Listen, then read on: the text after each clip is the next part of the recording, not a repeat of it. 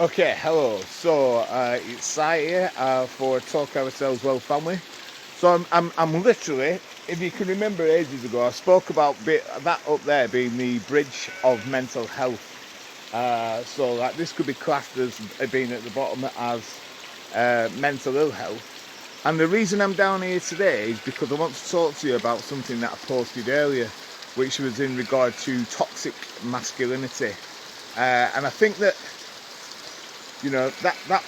that kind of like phrase has been around for a while, but I think that we need to look back into the past about where it comes from. So toxic masculinity, where does it come from? I think for the people of the UK, it can go back centuries to the colonial days, to the days where Britain ruled the world, supposedly, and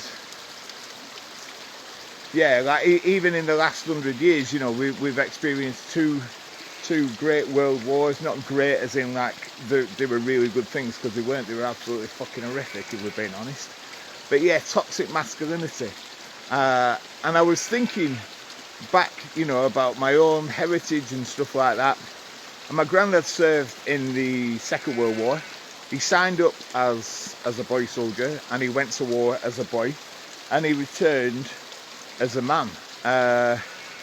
He'd spent quite a long time in the services for then. And he came home, and he most likely had PTSD. PTSD wasn't a term that was around then, although shell shock was, and he never spoke to his sons about what he'd experienced, although he did speak to me about them because I asked him, but it wasn't anything that was up for discussion with his sons back then. And even to the day that, to the day he died, that they still didn't know about things that had gone on and where he'd served and stuff like that, whereas I did. And he wrote me a letter a long time ago, and the letter states, I don't suppose the date, I think it was the 14th of April 1947 means anything to you, but it was the day that I met your grandma.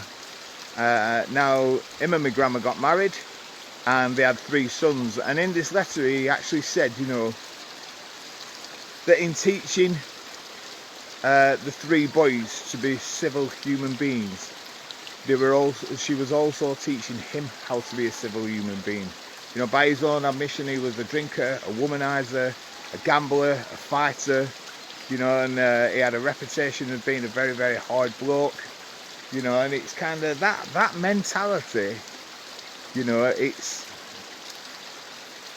quite frightening, really, because it buys into the toxic masculinity thing. It's like, I understand why he didn't want to talk about the war. I completely get that, because it was like really fresh, and probably he didn't want to relive stuff like that, and he kind of came to terms with stuff in his own way. And the reason I'm out here today is because this is like one of the great pleasures that he gave me, was to be out in nature and to calm myself and stuff. So the other week, we talked about that being the bridge of mental health, and this being mental ill health, and the other side, where it's quite calm and serene, as being mentally wealthy.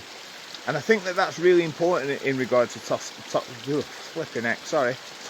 masculinity, for the simple reason that toxic masculinity is mental ill health. It keeps people fucked up. It keeps men from talking about things. It keeps men in pubs taking the piss rather than asking the mates, what's okay, what's going on, what's all right. I'm guilty of it myself. Even recently, it's people have asked me how I am. Yeah, I'm good. And it's like the world, in the situation we're living in at the moment, is far from fucking good. There's a lot of confusion, a lot of frustration, a lot of anger with the mixed messages. And I just think that toxic masculinity is something that we need to talk about more. So what I'm going to do, I'm like kind of going to freestyle this, and I'm going to go for a bit of a walk and talk more about it. So bear with me.